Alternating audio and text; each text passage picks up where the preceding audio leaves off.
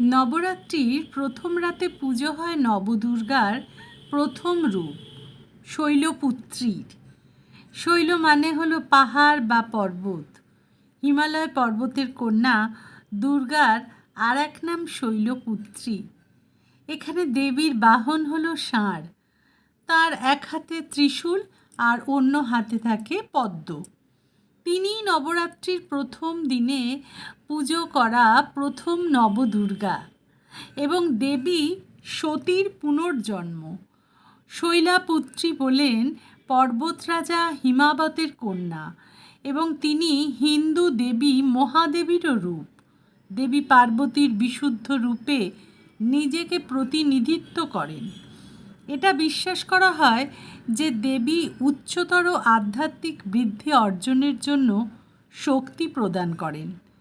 তিনি পূর্ণ প্রকৃতি দুর্গা হিসাবে পূজিত হন।